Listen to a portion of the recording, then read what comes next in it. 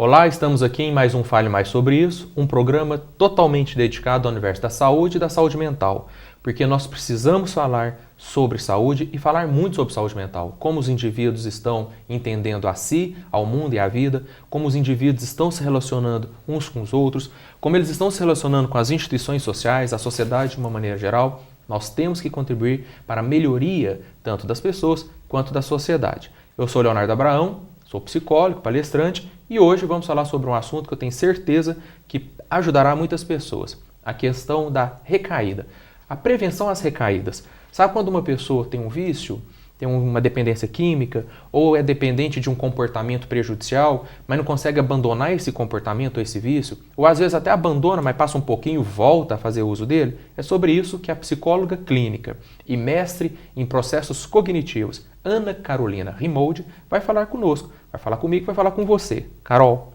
obrigado por estar aqui para tratar desse assunto. É um assunto que ajuda muita gente, né? Sim, com certeza. Eu que agradeço o convite. Legal, então vamos lá. O que é recaída? O que é dependência? Por que a pessoa não consegue abandonar alguns comportamentos? O que acontece dentro da sua linha de trabalho? Porque a Carol é psicóloga clínica e trabalha na abordagem da terapia cognitivo-comportamental. Ajuda a gente a entender isso, Carol. Tá. O que é recaída e o que é dependência? Existem diversas abordagens a respeito da dependência.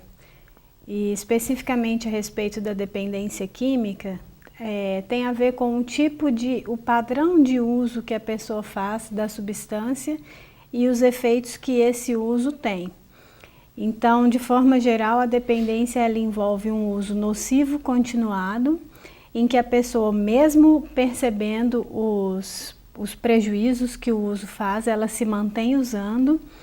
Ela envolve uma ampla quantidade de prejuízos sociais, afetivos, físicos e a continuidade do uso. E algumas vezes envolve também a negação, a pessoa negar que tem prejuízos para se manter utilizando a substância. E a recaída é esse padrão de retorno ao comportamento disfuncional. A pessoa para por um tempo e depois, por não ter as condições de se manter abstinente, ela retorna ao uso. Então é importante, e é o objetivo do trabalho de prevenção de recaída, criar essas condições que permitem com que a pessoa se mantenha abstinente ou, se for outro comportamento em questão, que não o uso de substância, que ela se mantenha sem praticar esse comportamento, mas que ela tenha um contexto amplo, saudável, que permita que ela não retorne ao comportamento disfuncional. Então, deixa eu fazer uma intervenção no seguinte sentido. É possível uma espécie de acompanhamento, tratamento para a pessoa abandonar um determinado comportamento, um determinado vício. Com certeza. Mas é possível também um tratamento, um acompanhamento só para se prevenir a recaída. Sim. Essas duas coisas podem estar juntas, ou se a pessoa já abandonou o comportamento, mas está precisando de ajuda para evitar a volta, procura, por exemplo, o psicólogo para evitar a recaída. Sim, com certeza. Desmembre isso aí, pode ser. A prevenção de recaída é uma das abordagens de tratamento e que ela não precisa ser feita só por psicólogo, ela pode ser feita por diferentes profissionais, inclusive o familiar pode ser um auxiliar, deve ser um auxiliar nesse processo de prevenção de recaída. Mas quando ela é feita no contexto psicoterapêutico, é associada a uma série de outras intervenções, né, que contribuem para a mudança mesmo comportamental e não só para a prevenção de recaída. E uma coisa importante é entender o que é a dependência, né? Existe a abordagem que considera a dependência como uma doença e muitas abordagens consideram uma doença que não tem cura. E a abordagem comportamental considera que a dependência ou o uso de substância é um comportamento disfuncional que foi aprendido. E que já que ele foi aprendido, novos comportamentos mais funcionais podem ser aprendidos também para substituir esse outro comportamento. Então, existe uma linha dentro da psicologia, que é uma das linhas principais, né, um dos pilares fundamentais da psicologia, que acredita que o que se aprende também se desaprende ao aprender algo que o substitua, Sim, que o anule. Certeza, então há esperança, né? É importante a gente deixar para os telespectadores a informação de que é possível, né? O ser humano é plástico no sentido de que ele é flexível, maleável, ele aprende, desaprende, absorve novas ideias, não é isso, Carol? Sim, com certeza. Senão não teria porquê. Imagina, se tudo que a gente aprende, depois não conseguimos retroceder ou modificar. Com certeza. Então, existe essa possibilidade de mudança e de aquisição de novos comportamentos. E nesse aspecto de aprendizagem, por que uma pessoa usa a substância e se mantém usando? Né? De acordo com a abordagem comportamental, o que mantém a pessoa, o que pode contribuir para o desenvolvimento do uso inicialmente é a aprendizagem contextual. Está em um contexto que favorece o uso de substância. E o que mantém esse uso, os efeitos positivos da substância no sentido de euforia, excitação, ou o efeito que a substância dá aparência de que alivia ou resolve problemas, né, no sentido de que a pessoa entra num estado de entorpecimento em que ela não precisa se preocupar com seus problemas, ou ela deixa de sentir um mal-estar que ela estava sentindo, físico ou psicológico. Então, isso favorece a manutenção do uso. Então, eu tenho que trabalhar no sentido de desenvolver um contexto pessoal e interpessoal em que o sujeito pode viver bem sem precisar desse escape da substância. Tá. Aí, Carol, você está falando uma coisa muito interessante e que eu penso que seja muito importante a gente explorar, porque quando as pessoas falam assim, por que uma pessoa continua usando, né? Ou começa a usar e continua usando algo que faz mal, explicitamente faz mal, as campanhas mostram que faz mal. Existe o indivíduo com as suas questões e suas fragilidades, e existem as questões interpessoais, né?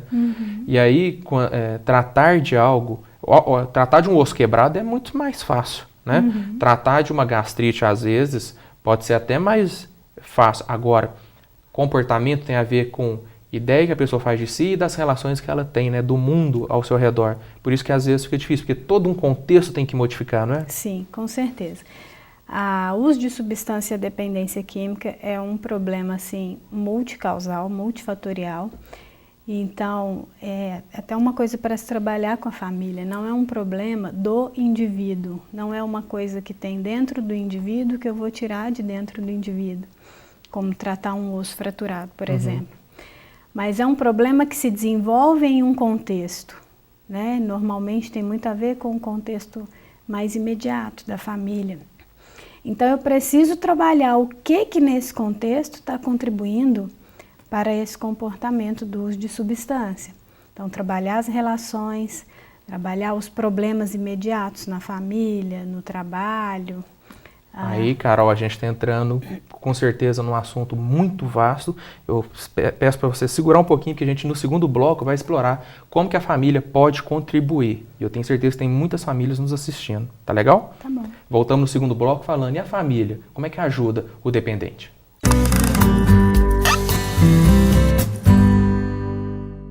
O canal da gente está de cara nova. Afinal, o que a gente quer é ficar cada dia mais parecido com você. Por isso, nossa programação está toda nova, mais interessante, com novos programas, entrevistas, muitos filmes e, é claro, muito mais pessoas assistindo. A gente passa aqui o que se passa aí com você, porque queremos sua audiência por gostar do que vê aqui. E nossa nova marca é uma forma de dizer seja bem-vindo. Canal da gente, um amor de canal.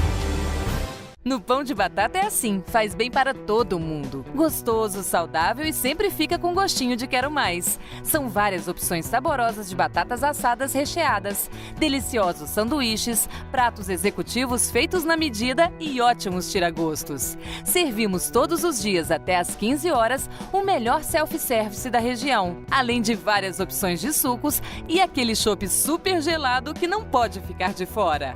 Pão de batata, Center Shopping. De volta ao Fale Mais sobre isso dessa semana com a psicóloga clínica Ana Carolina Rimoldi, que é mestre em processos cognitivos e está falando conosco e com você sobre prevenção a recaídas. Como é que a gente ajuda a pessoa a abandonar um comportamento e, abandonando, não voltar, né, Carol, a fazer uso desse comportamento. Então a gente está falando sobre a família, como que o contexto familiar é importante. Por favor, continue. Então é muito importante assim entender, porque às vezes a família vem, principalmente os pais, ou quando a pessoa já é casada, o cônjuge, né?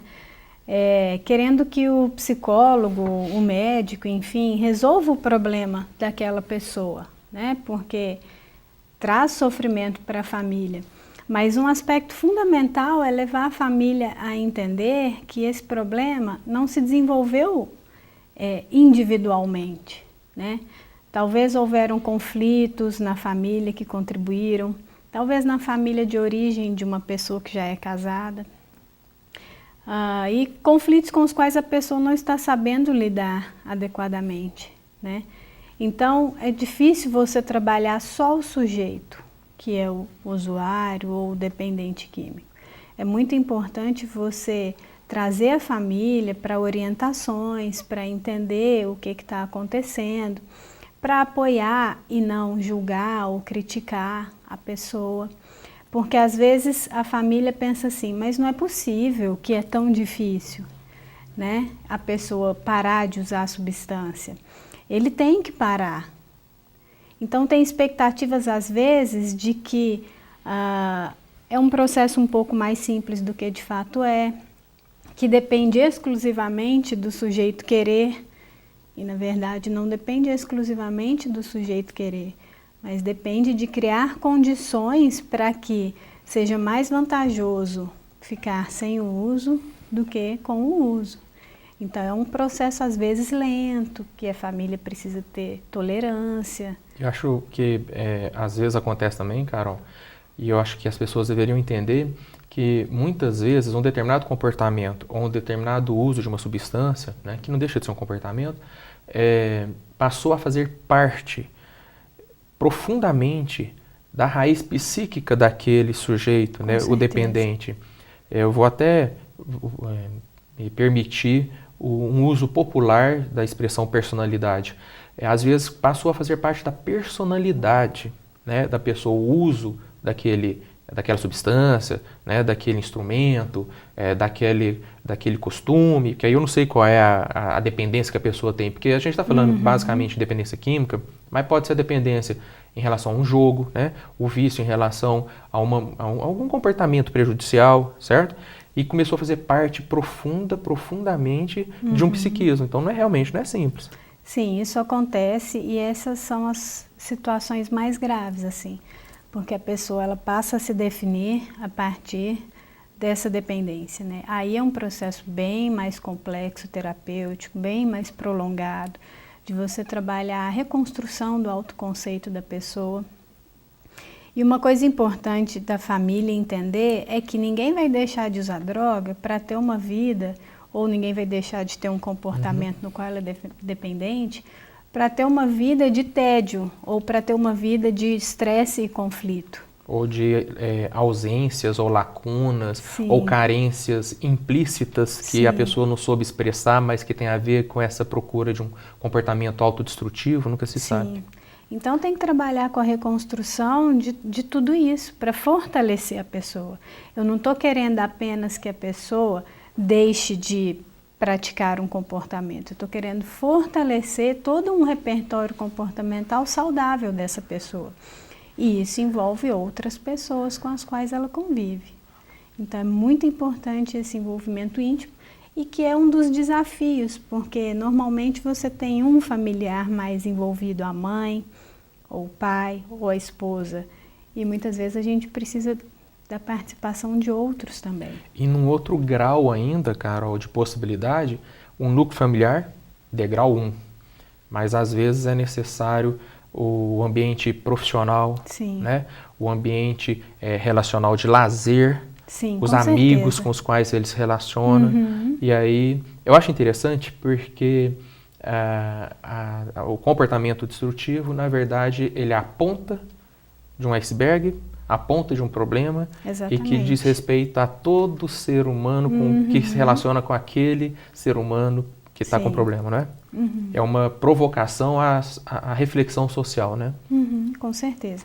E é importante, às vezes, esse trabalho multiprofissional, intersetorial, ou seja, a pessoa ela precisa de uma série de suportes, né?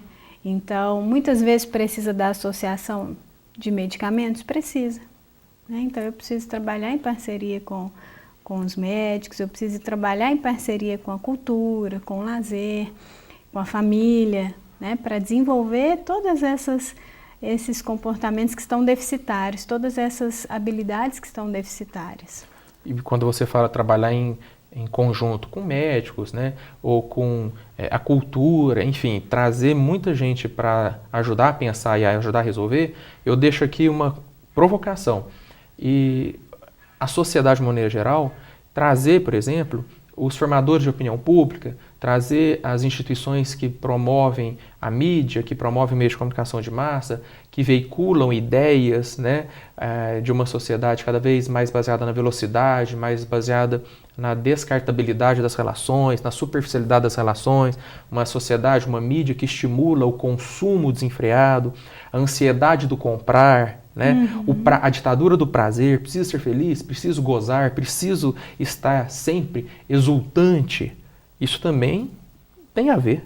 Com certeza, o nosso contexto social, cultural maior, né? Que sim. nos influencia muito, e isso, sem dúvida, nós temos que nos adaptar individualmente, como sociedade, e nós profissionais da saúde mental, isso tem ficado muito evidente, assim, nós temos que nos adaptar a uma nova realidade que traz essas demandas para o indivíduo. E aí existem pessoas mais frágeis, mais suscetíveis, né, ou mais influenciáveis. Isso pode se somar a carências originais na infância, né, no início da vida adulta. Enfim, Carol, a gente está concluindo esse segundo bloco. No terceiro eu quero que você fale como que é esse tratamento passo a passo, mas enfim, nós temos que chamar a atenção de toda a sociedade, do núcleo familiar, a promoção das políticas públicas por parte dos governantes. Exatamente. Né? Porque sociedade é essa que tem produzido dependência. Sim. Dependências comportamentais dos mais variados tipos. Sim. Não é? No próximo bloco, como que é esse tratamento, o que é feito, tá legal? Okay. Voltamos falando mais em detalhe sobre como ajudar a pessoa que é dependente, que quer abandonar o vício, ou já abandonou, mas está quase voltando.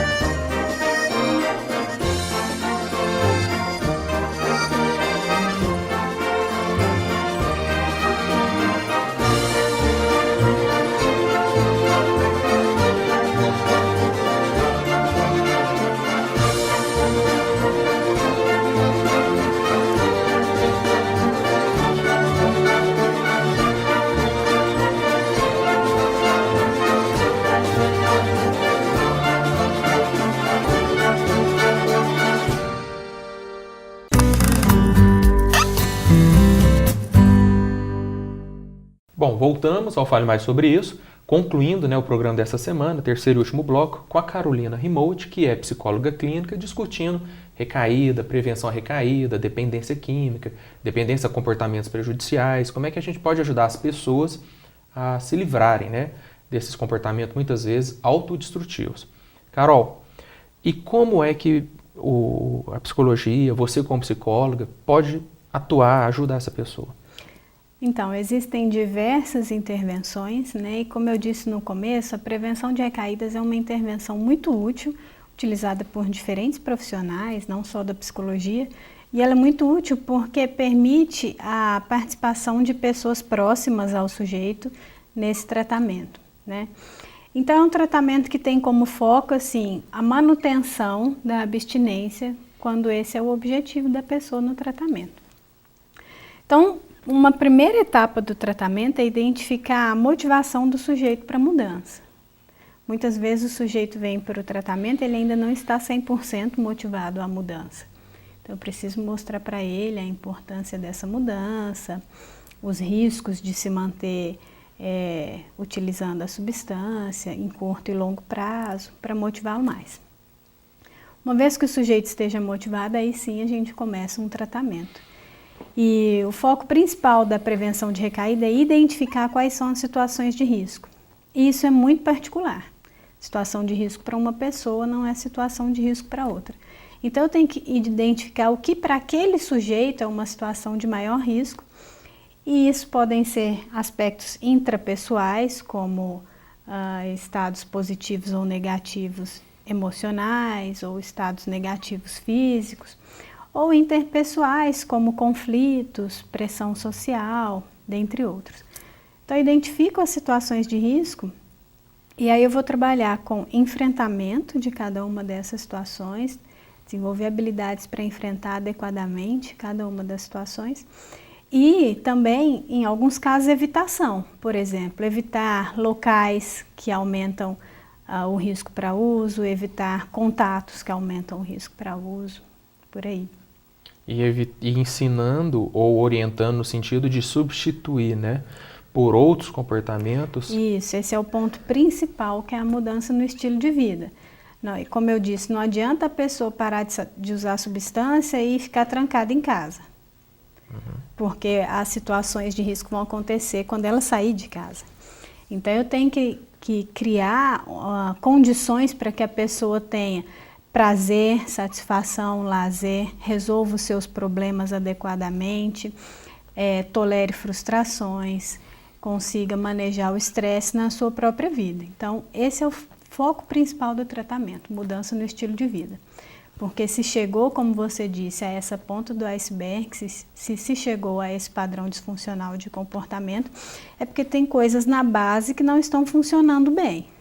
Então, eu tenho que trabalhar realmente com a mudança desse estilo de vida. Sim. Ontem eu estava lendo um livro de uma outra abordagem da psicologia, né, do Jung, e ele falou uma coisa que eu achei muito legal, porque serve a todas as psicologias. O entendimento de que as pessoas realmente sofrem para mudar. Com certeza. Mudar ou comportamentos, né, mudar pensamentos, mudar padrões de relacionamento. Com não certeza. É fácil. A gente sabe, né, que mudanças pressupõem muita motivação, muito desejo, né, de se alcançar um novo rumo, um novo objetivo na vida, um novo patamar existencial, mas há sofrimento. Não é fácil. Às vezes a gente está aqui como psicólogo falando, mudar isso, mudar aquilo, e as pessoas falam, mas não é fácil.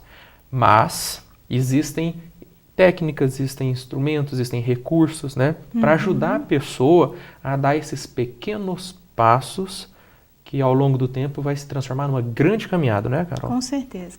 Então é fundamental que haja mudança mesmo, e não só mudança individual, mas mudança contextual. E a gente tem que realmente o tempo todo motivando o sujeito, nós, terapeutas, e a família também, né? Motivando o sujeito à mudança e a própria família se motivando às mudanças que serão necessárias.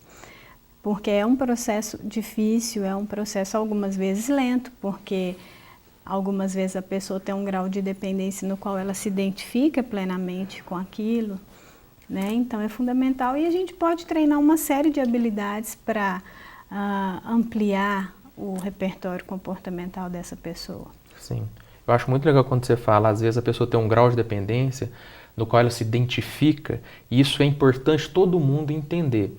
O dependente, ele não é um dependente simplesmente para fazer graça, pode até ter começado, né? Mas mesmo que tenha começado a fazer graça, esse fazer graça tem um significado ou cumpriu uma função. Exatamente. Na vida dele e na vida relacional. Esse é o foco. Esse é o foco. Entender que os comportamentos humanos, eles cumprem funções e objetivos. Exatamente. Inclusive, as pessoas podem ter ganhos secundários, né? Sim. Sei lá, terciários com esses comportamentos. Sim. Então, é preciso desmontar tudo isso. E todo mundo tem que participar. Exatamente. Porque é fácil apontar o dedo e falar, seu comportamento é inadequado, mude. Mas aquilo cumpre um sentido, um significado, uma função, ter um papel na vida da pessoa. Às vezes é como ela aprendeu a se relacionar com os outros, não é, Carol? Sim, com certeza. Você falou a palavra-chave, assim, entender a função que esse comportamento tem na vida do sujeito. É a partir do entendimento dessa função que eu posso começar a pensar em como mudar esse comportamento. Carol, o nosso tempo está esgotando. Eu gostaria que você deixasse aos telespectadores o seu contato, porque é uma sociedade com cada vez mais comportamentos dependentes, né? As pessoas dependendo de substâncias químicas, as pessoas dependendo de outras pessoas, que às vezes pode ser um vício e não consegue, né, romper, e às vezes rompe, mas está sempre voltando, os famosos flashbacks que podem ser também autodestrutivos, né, Carol? Isso se aplica? Com certeza. Se aplica a todas as dependências. Todos os tipos de comportamentos que a pessoa não consegue romper. Sim. Né? Então, é um programa que eu acho que tem a possibilidade de ajudar muitas pessoas. E aí, mas como te encontrar? Onde que a pessoa te encontra? Bom, eu tenho um consultório aqui em Uberlândia, tá? Atendo adolescentes, adultos, casais e faço orientação de pais também, para caso de problemas com filhos, de comportamento dos filhos.